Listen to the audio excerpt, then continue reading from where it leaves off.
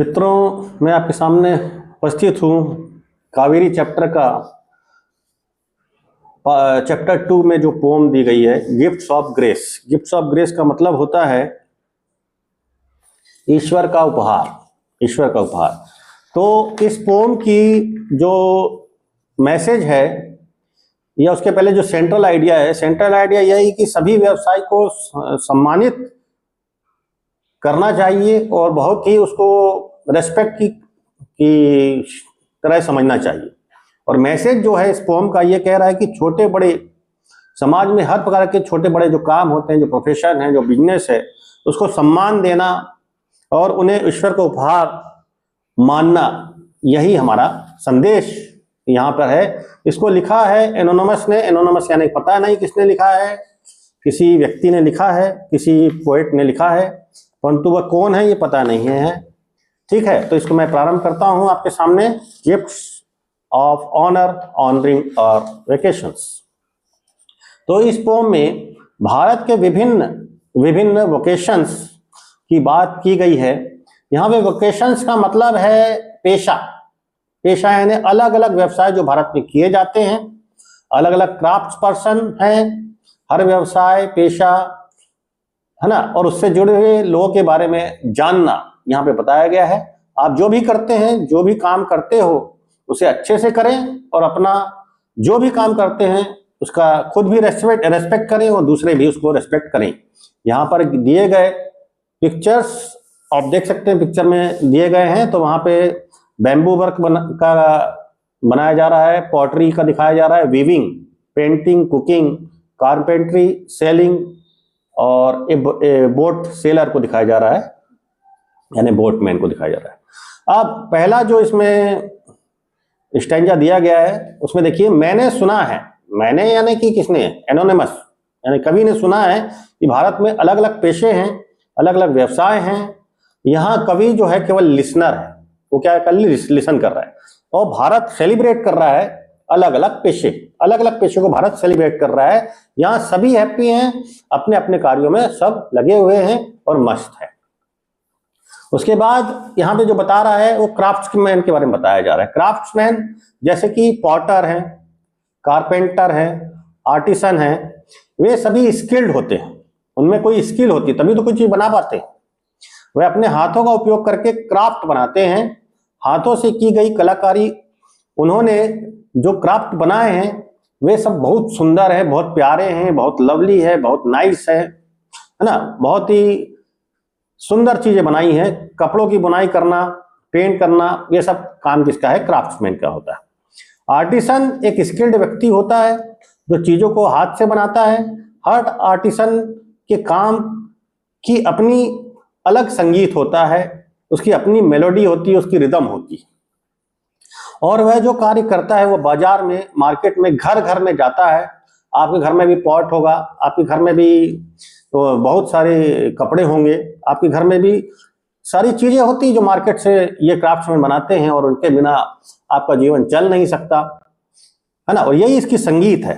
ये एक उसके उपभोग से एक संगीत पैदा होता है जो कर्णप्रिय है और मधुर है। ठीक है, अब देखते हैं कारपेंट्री। कारपेंट्री एक सामान्य चीज नहीं है, यह पूरी तरह से मैथमेटिक्स से जुड़ा हुआ है, मैथमेटिक्स से जुड़ा हुआ काम है। एक कारपेंटर, लकड़ी का काम करने वाले कारीगर को कारपेंटर कहते हैं। ठीक है, वो लकड़ी से कुछ ना कुछ बना सकता है। कारपेंटर एक साइंस का सहारा लेता है। वह हर समय देखेंगे नापता रहता है, मेजर करता रहता है, गणना करता है, कैलकुलेट करता है। इसमें उसकी स्किल का इस्तेमाल होता है और एक्यूरेट चीजें बनाता है, जो कि एक क्रिएटर। ठीक है, वो क्या है? क्रिएटर है। ये एक प्राउड मोमेंट है कारीगर का और ये एक गर्व का विषय है। इसके बाद जो बताया गया इलेक्ट्रीशियन है विद्युतकार जो घर में वायरिंग करने के लिए आपके घर में आता है। तो इलेक्ट्रीशियन क्या करता है? इलेक्ट्रीशियन भैया हमारे घर को प्रकाशित करता है, उजाला करता है, हमारे घर को ऊर्जा से भर देता है और हमारे जीवन को चमकाता है, उन्हें आगे बढ़ने के लिए प्रेरित करते हैं। वे हमारे जीवन को जीवंत बनाते हैं, हम दुनिया से जुड़ पाते हैं, इंटरनेट के माध्यम से जुड़े हैं आप। तो ये इसमें भी इलेक्ट्रीशियन कहीं ना कहीं काम किया है, उसने वायरों को जोड़ा है ना, उसने केबल को जोड़ा है। उसने इंटरनेट के सहारे से ही आप कुछ कर पाते हैं। तो इलेक्ट्रिशियन जो है आनंदमय तरीके से जी पाते हैं इस दुनिया में। उसके बाद बोटमैन के बारे में बताया गया है। बोटमैन काम करते करते गाना गाता रहता है, लाइफ को एंजॉय करता है। उसके पास हजारों कहानियां हैं, वे लौटते हैं हजारों कहानियों के साथ।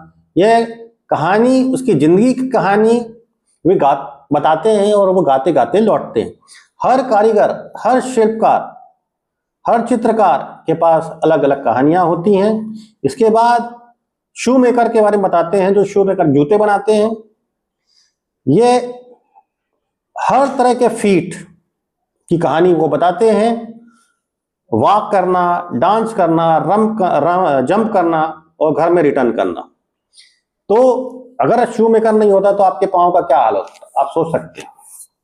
ठीक है, तो हर व्यक्ति के जीवन का अलग तरीका, अलग वे दिखाता है, क्योंकि कोई चलता है, डांस करता है, दौड़ता है, जंप करता है, परंतु आना कहाँ होता है? घर में ही होता है। सबसे आखिरी आपको घर में ही आना होता है।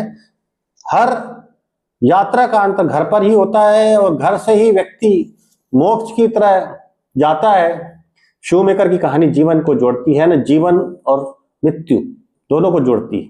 इसके बाद जो कुक के बारे में बताया गया है, कुक की दुनिया, वाह! जब वह सिंगिंग के साथ खाने को बनाता है ना, उसका खाना जो है डिलीशियस होता है और वो हमारी आत्मा से जुड़ जाता है, जो कि रिच होता है खाना, नॉरिशिंग होता है, सेटिस्फाइंग होता है। तो किसी भी पेशे की कोई आवाज नहीं होती है, परंतु पोएट पर्सोनिफिकेशन का यूज कर रहा है, यहां पे मानवीकरण का यूज कर रहा है। पर्सोनिफिकेशन क्या होता है? To give qualities to non living things, है ना, give the qualities of human to non living things, यानी कि निर्जीव चीज को भी सजीव बना देता है, इंसान की तरह उसमें जान डाल देता है। तो एक पोएट पर्सोनिफिकेशन का यूज करके उसमें जान डाल देता है, उसमें आवाज डाल देता है, जिससे पूरी दुनिया सुन सकती है और सभी लोग सुन सकते हैं। भारत के कारीगर, शिल्पकार, व्यवसायी, पेशेवर जो भी करते हैं, जो भी कार्य करते हैं, कोई फर्क नहीं पड़ता। आप भी छात्र हैं तो आपका काम ये आपकी वॉइस है। ठीक है, तो इस तरह से पोम खत्म हुआ। मैसेज इसका यह है कि समाज के हर छोटे बड़े काम को सम्मान देना चाहिए और यह ईश्वर का उपहार है और इस संदेश को हमको सभी तक घर घर में पहुंचाना चाहिए। तो ये था आपका चैप्टर 2 का poem 2। Thank you very much for watching my channel. अगर आप इसको देखते रहेंगे इजीली आपको समझ में आ जाएगा और एग्जाम में सारे ही प्रश्नों के उत्तर आप लिख सकते हैं।